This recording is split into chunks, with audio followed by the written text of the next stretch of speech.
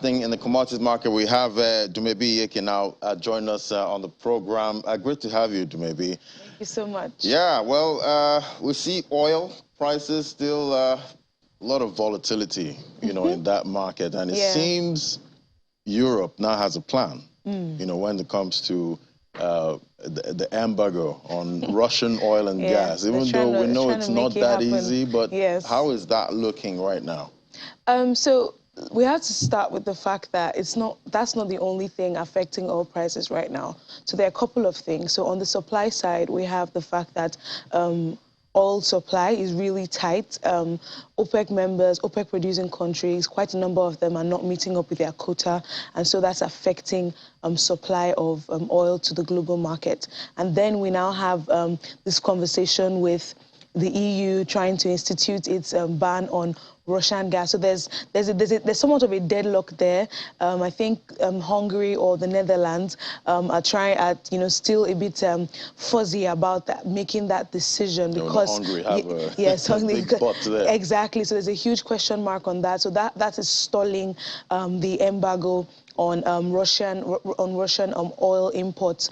And apart from that, you know, the other countries are also looking at what's happening with their domestic prices of energy, and how the EU would plan to, or how the EU plans to make up for the shortfall if this ban pulls through. So the market is weighing that as well on the supply side. Then on the demand side, we're looking at the fact that China has already, you know, is beginning to reopen its economy. Shanghai, in Shanghai, which is like its commercial hub, manufacturers are going back to, you know, they're going back to the factories, so businesses are reopening, the lockdown restrictions are easing, and that is increasing prospects for Chinese demand for oil. And then we also move to the fact that the US as well, you know, summer is coming up, and then there's usually an increase in demand for there's usually an increase in demand for energy or gasoline, basically, which is a refined product of crude oil during summer. So, and demand is not looking like it's going to, you know, dissipate at any point in time. People are really looking forward to their summer holiday, and, you know, we're seeing an increase, if anything. And the price of a liter of gasoline is already high. It's trading at about like $4 to a gallon right now. And JP Morgan analysts are saying that it could increase because of this summer demand and shortfall in supply to about $6 per gallon. So that we're looking at that impact as well. So it's a combination of things, both on the supply side and the demand side, that's, you know, pushing up Brent prices. It's basically the same suspects. Exactly, you know, exactly. We've had since the beginning of the year. Exactly. But it seems at the end of the day, oil prices just want to go up. I think with the factors in place, you know, because what's happening is the fact that it's just basically supply-demand dynamics, right? There's an increase in demand. There's also a significant decline in supply, and that's keeping oil prices above the $100 benchmark. If you even look at the Intercontinental Exchange, where you have the future contracts for oil, you see that for July, oil prices are still above about $122 per barrel. So meaning that the markets actually expect oil prices to increase further from 120. But when we go, you know, when you look at September 2022, you go into next year, and we see that the markets actually expect oil prices to begin to decline or soften. We're looking for that peak right now. So so it's looking like oil prices could soften in the future. But it all still depends on what happens today and how the markets, you know, weigh the decisions or weigh the events that are happening, and then that could possibly change the contract for September, December, and even next year. Right. It'll be interesting to see how much oil, you know, closes the year at. I hope it don't be anything too drastic. Talking about price. Yeah. Well, I see exports of Nigerian Forex crude oil is expected to rise in July. What's pushing that? So that's basically a projection of what's going to be happening at the Forex terminal. So there's expectations that oil production could increase from that terminal to about 265,000 barrels per day.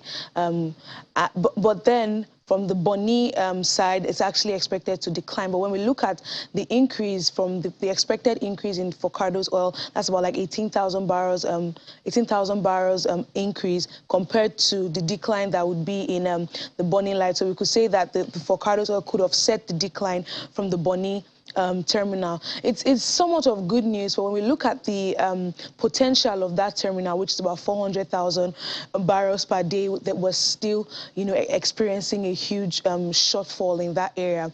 And then overall, we look at the fact that when we combine the output from all the terminals that Nigeria has, was still experiencing a huge shortfall from our potential, from the budget benchmark and the OPEC quota. So when we situate the numbers, right now Nigeria's oil production is about 1.3 million barrels per day, and that is about 23% below our OPEC quota of 1.7, and then that's also lower than our revised, downward revised 2022 oil production budget benchmark of 1.6, and that's also and what we have what we're producing currently is also very much lower than our our potential of 2 million barrels per day. So everything all together, even though this is somewhat of a green light as to whether Nigeria will be able to produce more, we can't on the larger picture, or on the bigger picture, we're seeing that it's still not sufficient to, you know, put us where we should be in terms of meeting our OPEC quota, in terms of meeting our budget benchmark, or even our potential. Talking about where we should be, let's say, you know, something magical happens and we actually hit that 2 million barrels. Is it all going to be all well and good? I mean, yeah, to an extent, yeah, of course, because Nigeria is more sensitive to changes in production than prices, and that's because we're an oil exporting country. So the more you produce, the more money you can make. And if we look at what's happening in the global economy, oil prices are higher. So expectation is that the more you can sell, the more profit you would make. So, but what's happening now is we're earning some money from the little that we're selling to the global economy because of higher oil prices. We're making some money, but when you situate it properly with the fact that we're not producing as much, so we're not selling as much, so we're really not making as much.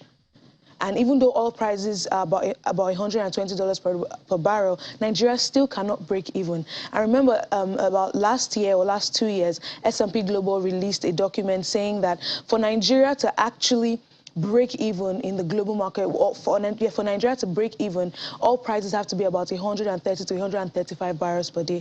I remember that I mentioned that for the future, at this production, or? Even at this production level. So I remember that I mentioned that for the future contracts, the highest that we're seeing, which is for July, we're seeing that the highest that oil prices would probably reach would be $122 per barrel. So even if Nigeria was to make, if we're to produce about 2 million barrels per day, it would be good news. It would be substantial revenue. But remember that we need oil prices to be about 130 to 135 to completely break even, to have so much money that we can do a lot more in the economy. Yeah. Well, some have said, you know, it's spending problem and maybe not a you know, revenue problem, but well, that's for another conversation. But let's look at the naira now. It appreciates about 608 naira to the dollar, you know, as delegates return. You know, it's all about delegates right now. All over social media.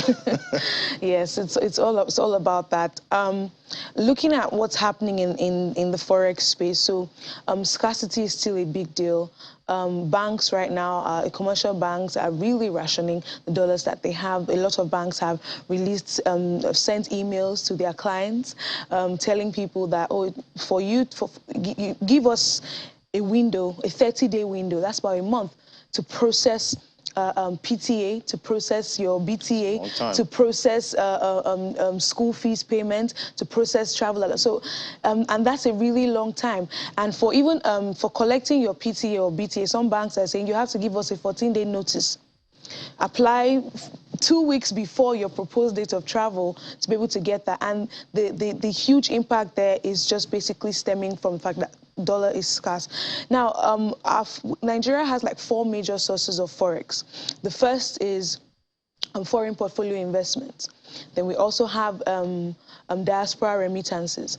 Then we have oil exports, and then we have proceeds from non-oil exports and oil exports. Now, when we look at these four components, oil exports are they're not buoyant right now. Revenue from oil exports are not buoyant. If you even look at the foreign trade report, sorry, the GDP report rather, you see that the contribution of oil to Nigeria's GDP right now has significantly declined. Yeah, quite a massive then when we decline. look at the non-oil exports as well, yes, maybe things are happening there to increase revenue, but it's still not sufficient because there are lingering structural bottlenecks affecting production in major sectors that could be doing a lot, and that's like agri, manufacturing and trade.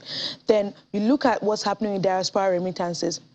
Our major sources of diaspora remittances from the US, from the UK, those countries are experiencing a decline in employment levels. Those countries are experiencing high inflation. They're also experiencing a level of slow growth and squeeze. Yeah, a massive squeeze as well. So the family member that would have sent some money down and that would account for something in our foreign reserves is trying to meet up with his own domestic demand, his own household responsibilities before thinking of sending some pounds or some dollars back home. So that is already falling as well. Then you look at foreign portfolio investments. Let us isolate the current hike in interest rates. Foreign portfolio investments have been very wobbly. These investors, to keep them in, you need to really incentivize them. And what we've been seeing, interest rates are low compared to the level of inflation. So there's a negative sentiment from investors as well in that area. So when we look at these four components, they are all declining. And what does that mean? It simply means that our forex inflows are also going to decline. And what does that mean? It means that if our forex inflows are declining, our foreign reserves are also going to be low. And the CBN draws down massively from this pool of forex inflows to stabilize the naira. And we've seen that play out.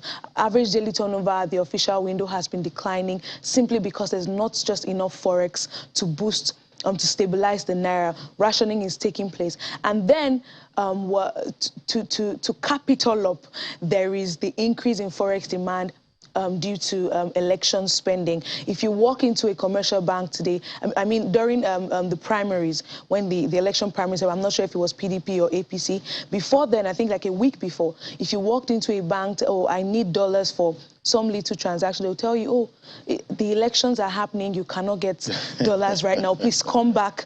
So that's really happening. So those are factors that are really affecting Nigeria's forex reserves or our level of forex inflows and the ability of the CBN to defend the naira. And that's why we're saying that happened at the parallel market. Is it peaking, at this point, or can we expect further rise going forward? For the value of the naira? Exactly, in the parallel market. I mean, speculative activities are really taking place there because the expectation, there's something, we have inflation expectations. There's also something that happens with the psychology of investors, business owners, and even consumers when it comes to foreign exchange as well. Once they expect that foreign exchange at the official window will be low, there's going to be an increase in demand in the parallel market. And that's because they want to stock up on enough forex as they can get now to be able to do what they need to do in the future. Right. So if they go to if they feel or they speculate or if they think that forex is going to be low at the official window, they would run to the parallel market. And remember, dollar is also scarce. So the more the increase in demand for forex at that market, the more the value of the naira would depreciate. Quite interesting. Well, we've seen the MPC raise rates Yes. at the last meeting, and now there are projections for inflation rate for May. How are you seeing that? What's your projection this time? I mean, it's still the same thing. We expect inflation to still be high, and it's on the back of, all the various things that are happening. Nigeria right now is extremely vulnerable to the global happenings. And on the global space, where we import a lot of commodities, wheat, sugar, palm oil, we import a lot of commodities. Quite a lot. Quite a lot. Countries are beginning to adopt a protectionist approach. And what does that mean? I would rather serve my domestic economy to cool inflation, cool domestic prices before selling. Indonesia has banned palm oil, crude and refined palm oil exports. India has banned wheat exports and have put a cap on sugar exports. And these countries are one of the top exporting countries for these various commodities. Malaysia has banned poultry export, the exports of chicken. So, and when things like this begin to happen, there's going to probably be like a response from other countries as well. Like, oh, okay, this is happening. Oh, I think I should, you know, do the same. My domestic prices are higher, so I'll rather, you know, try to cool domestic prices than sell to the global economy, and that will continue to increase the supply shocks in the global market and keep prices high. Now, for a country like Nigeria that spends about like $2 billion on wheat imports, that definitely would increase our import bill on these commodities and have an impact on imported inflation, which would also have an impact on food inflation. And domestic prices for food as well are also high. So we're also going to see that ripple effect. Now, on the energy price aspect, we already know that energy prices are going to still be high. I mentioned the July 2022 contract. So the market expects oil prices to still remain bullish, at least above $120 per barrel in the meantime. And if that is going to happen, we'll see the ripple effect, because Nigeria imports refined petroleum products, petrol, diesel, jet fuel, kerosene. So the price of these commodities would likely increase. And particularly for PMS, if the government, well, with the government going to subsidize, and now oil prices are about 120. Yeah, exactly. And for in our budget, we made provision for 4 trillion on fuel subsidies, and the expectation now is that fuel subsidies could increase to 6 trillion naira. That's a big number. And that's a very big bump. So definitely there's going to be a ripple effect on that. The NNPC already for the first 3 months of the year remitted nothing to the Federation account, 0. And that's probably going to continue, because they're going to keep trying to subsidize fuel. And if that happens, there's less revenue coming to the Federation account, less revenue for state government. So it's just going to continue. Bleak outlook there. So much to learn from Aramco, you know, seeing what they've done with the bullish run. Thank you so much, Dumebi Ayeke. It's always great having you on the program. Thank you so much. All right, so we'll take a moment now to stay with us.